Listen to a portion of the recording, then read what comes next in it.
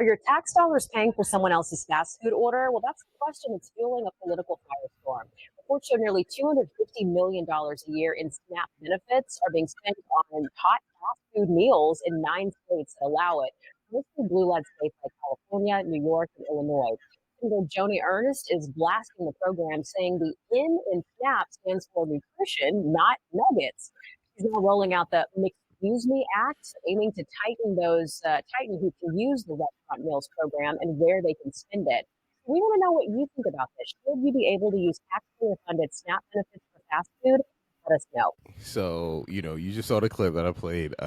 What's your thoughts on it? Do you think that people should be able to use SNAP or food stamps to purchase fast food?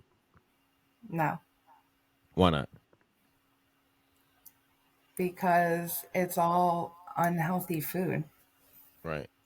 Which then leads to the issue then with insurance and covering medical benefits for people that are diabetic and blood pressure issues and blah, blah, blah. But I feel like the point of SNAP is not for you to just buy fast food every day for yourself and for your kid. Like, what example is that setting for your kids? If you're using SNAP and you have young kids at home, like, just it's okay to buy fast food all the time? Right. I don't know. I feel like SNAP is meant to help for like healthier choices. I don't think. Yeah. All right. So my opinion on it is kind of interesting, right? I would say it's evolving. Before I've kind of thought that, I'm like,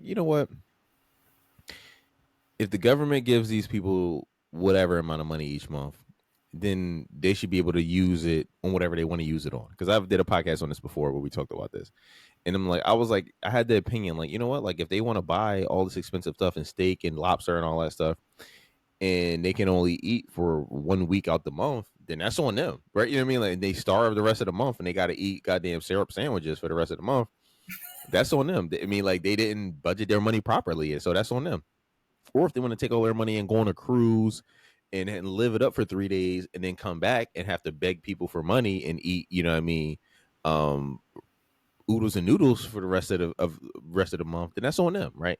And I really did believe that, right? I'm like, I'm all for like personal choice, but then you brought up a good point about the insurance and the medical issues that people of that income status, tend to have. And my issue with that has always been, people. I talk to people, I'm black, so I'm from Philly. I'm from the hood, so it was like, I talk to people all the time, and they're like, well, you know what? Our diets are bad, and our blood pressure is bad, and our health is bad because we eat bad food, and it's because we live in the hood and we use SNAP benefits and blah blah blah.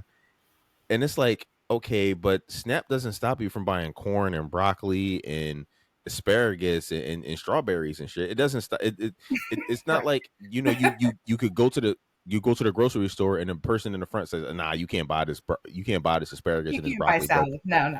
Yeah, you can't buy that shit. So Put that back. It's always go instead of buying this this salad, go get some Gushers. Like, no, they don't.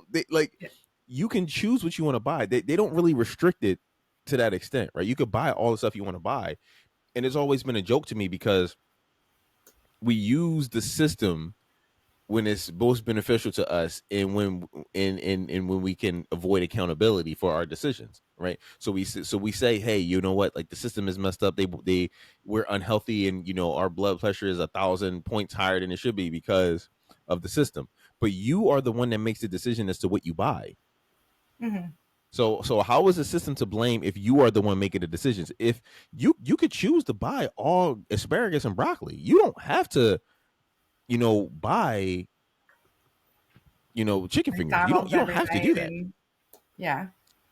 So, but the problem is that the perception is, and I can't speak for other communities, but in my community, the Black community, the perception is, well, it's not our fault that we're unhealthy because they give us food stamps. You can in the hood.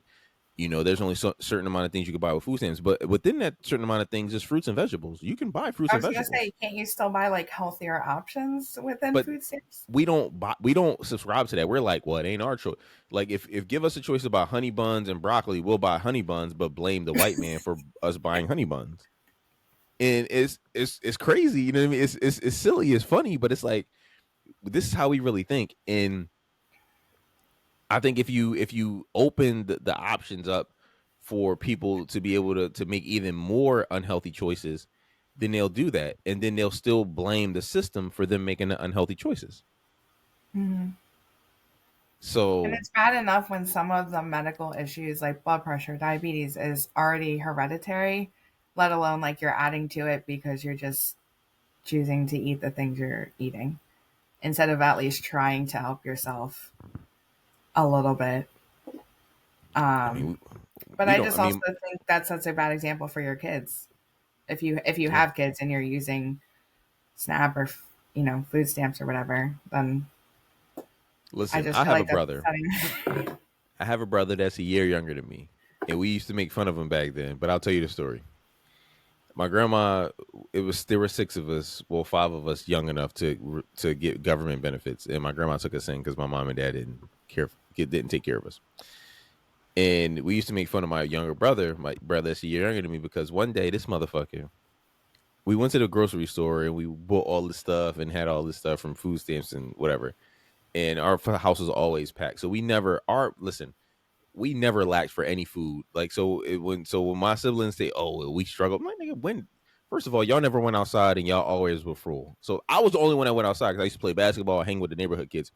These people knew three people in the neighborhood maybe because they never went outside. They always used to piss me off. Like it really, it still to this day pisses me off. I'm like, bro, like y'all never ever seen anything at all ever. Never got into a fight, whatever. Like never been invited to a neighborhood birthday party because y'all didn't know anybody. Y'all always stayed in the house. Y'all whole entire lives until y'all were 18. Y'all stayed in the house.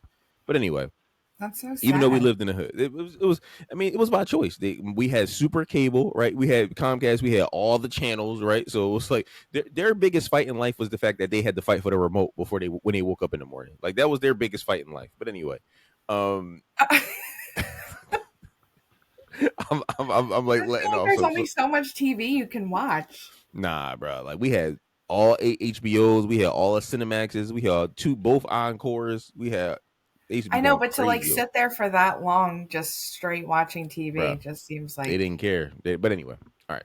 Not this ain't about them, right? But, Anyway. but anyway, so my brother one day we get this like box of glazed donuts, right? And it was probably like 12 donuts in this like little clear package.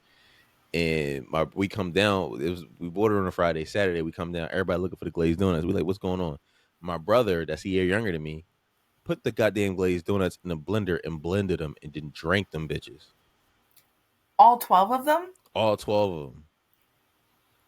And we were all like, he was like, oh yeah, I blended them.